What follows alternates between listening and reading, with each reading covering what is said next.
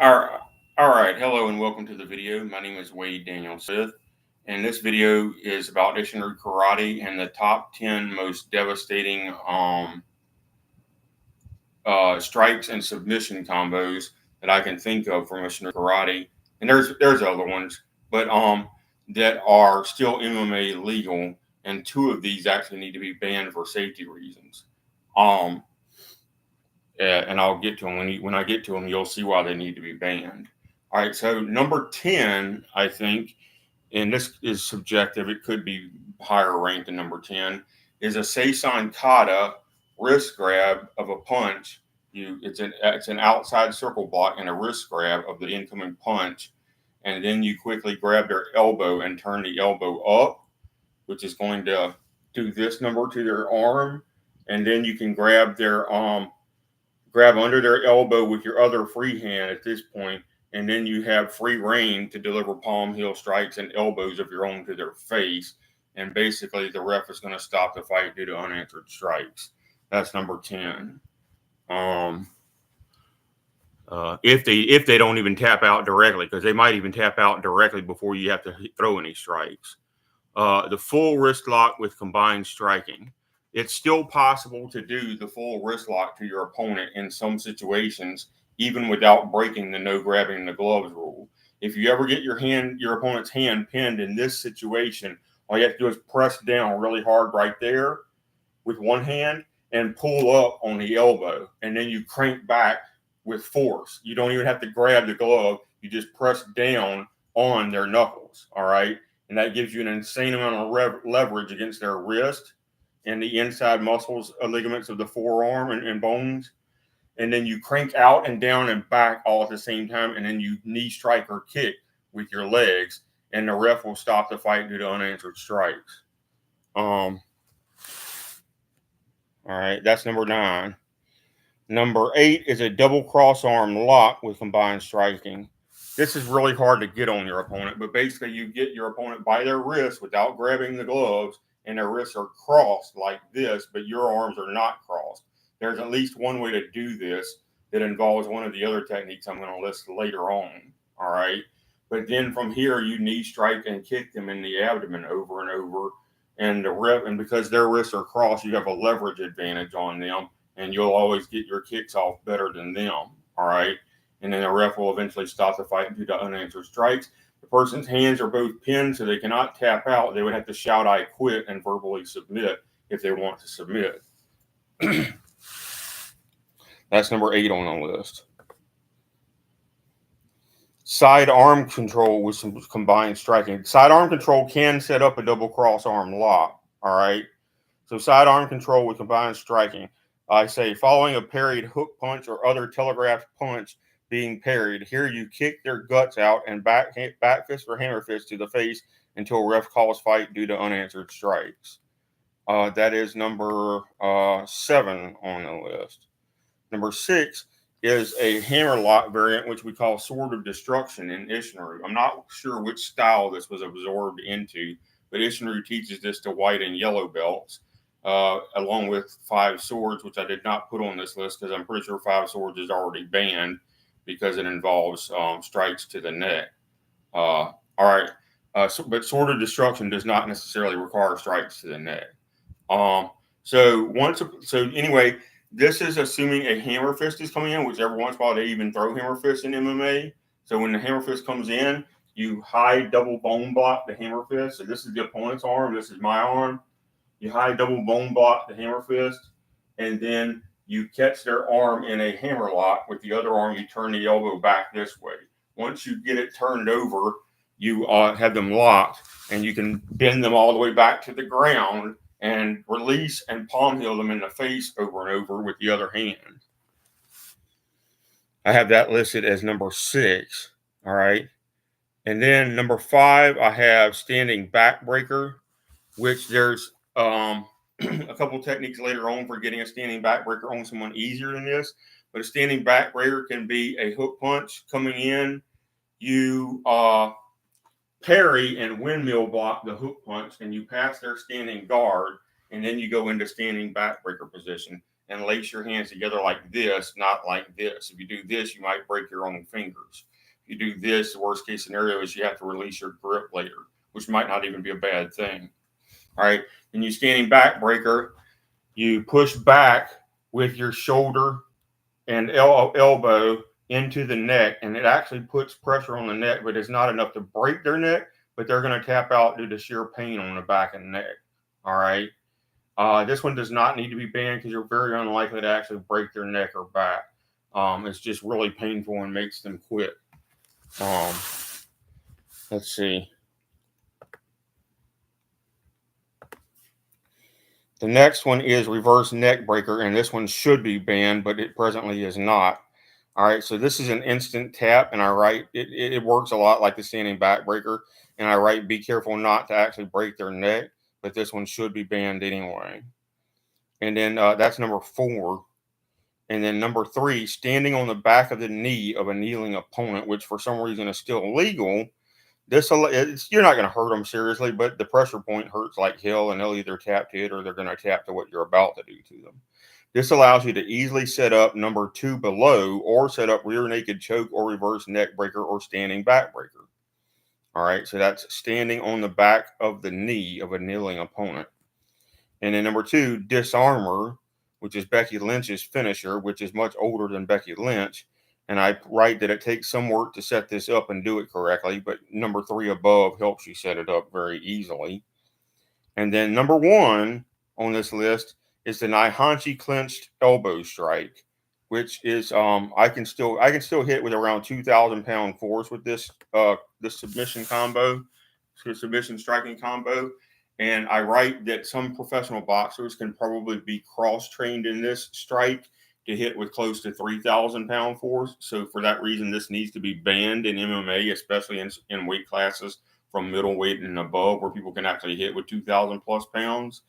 I don't know about flyweights and featherweights or whatnot. It might still be safe for them, but you can literally crush someone's skull with this strike. Yeah, I could, much less a pro heavyweight boxer that still does 300 push-ups a day and works out with weights and stuff and looks like Mike Tyson or Evander Holyfield. If they cross-trained in this ability, which I'm fixing to show you, and then they did it in an MMA fight, they would kill somebody. They would crush their skull and turn their brain to jello. All right. So how this works is in Naihanchi Kata, you assume there are 3 attackers attacking you, one from either side and one from the front. And there's a certain place in Naihanchi Kata where somebody's coming from that side, and you're in a good Naihanchi stance, feet about 1.5 shoulder widths apart, knees slightly bent, so you're stable. You got a stable center of gravity, and their punch comes in, and you block it with a double bone block with an open hand, and then you wrap your hand around their arm. Then you shoot in and grab them behind the neck or head and pull their neck into a clenched elbow strike. Bam. All right. That's just demonstration speed. All right. You pull their face straight into a clenched elbow strike by behind their neck. Wherever the head and neck go, the body has to go. That's just a simple rule of body mechanics. So you step into a wide Naihanchi stance and you clench behind their head because you've got to the inside of their arm, so they can't do much to stop it. Clench behind their head and neck and drag their head and neck into this. This has actually been used a few times in MMA effectively. Most people don't seem to realize it's even there, but it has been used a few times effectively in MMA, and it is an instant knockout. As soon as you hit the person, their lights are out, even at like middleweight and down. So like middleweight and above, if somebody has practiced this repetitively, like we do in Isshinryu Karate, you can literally like break bones in their face and do permanent brain damage to somebody, even at middleweight. All right. So this one needs to be banned in MMA, and it is currently illegal. It's also currently illegal in Muay Thai kickboxing for some reason, and needs to be banned there too. All right.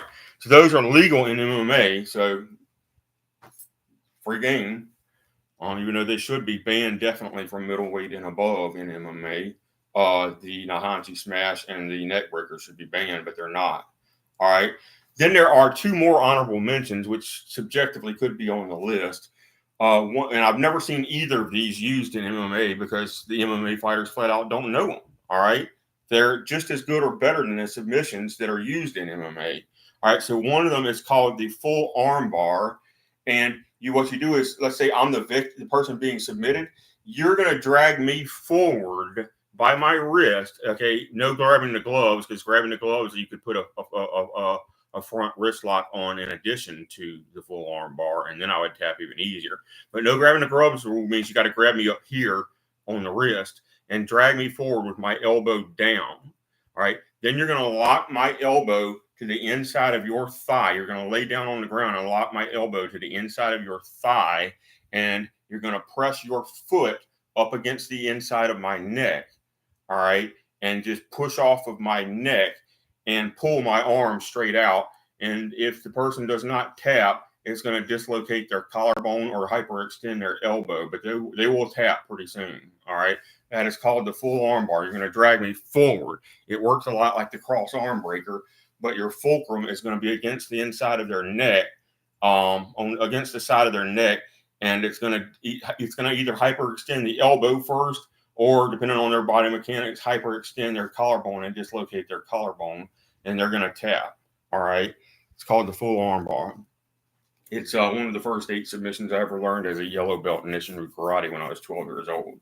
And then the other one is called the reverse arm bar, and it's like the cross arm breaker, except you intentionally turn yourself and your opponent face down on the ground, and the fulcrum is your own groin, and you pull up on their arm and their face down. And it works a lot like the disarmor too.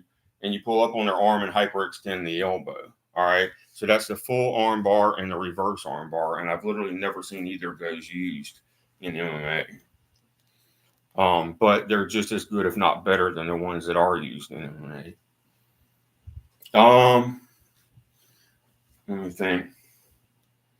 Now, for stuff not legal in MMA, somebody said correctly on a social media platform that I visit regularly that, the street self-defense taught in Isshinryu Kata, particularly Wansu Kata, that it has to be banned in MMA because, as he pointed out, if you use the techniques that Wansu Kata actually teaches you, the hospitalization rate in competition martial arts would be 90% hospitalization rate.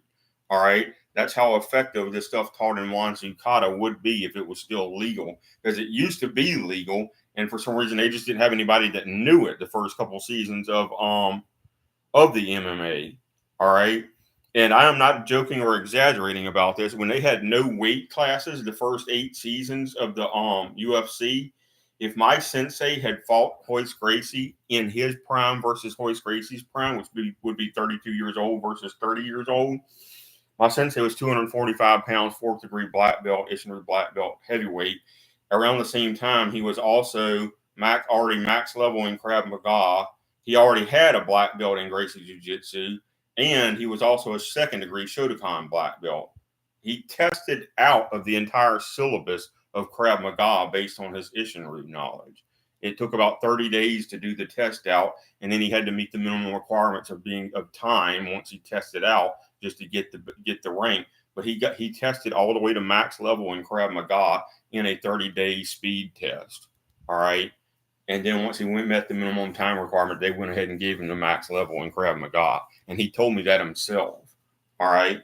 So people that think Krav Maga is better than karate don't know what the hell they're talking about. He was only a 4th degree black belt in Isshinryu Karate and tested out of the entire syllabus of Krav Maga.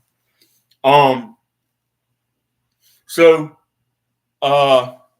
my sensei would be able to absolutely beat Royce Gracie senseless, first of all, without getting submitted.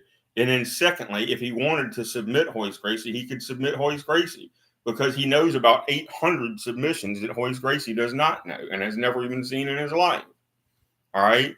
So the fact that one of the things about Isshinryu is we literally sign an agreement not to use it in competition to beat the hell out of somebody or injure them or whatever.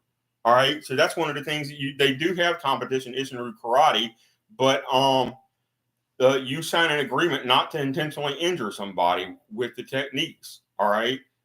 So we mostly don't fight in competition against other ones, although they used to have an invitational every year or every 5 years at least, but it used to be done every year. an open invitational where they would invite any style whatsoever to try to knock out or submission an Isshinryu fighter. And the Isshinryu fighters usually ended up being 2 belt ranks better than any other style, period, when they used to do that back in the 80s, 90s, and early zeros. All right. And then they decided that they wanted the Isshinryu to be 3 belt ranks better than any other style. So they added another Q level to Isshinryu just to make it harder to get a black belt.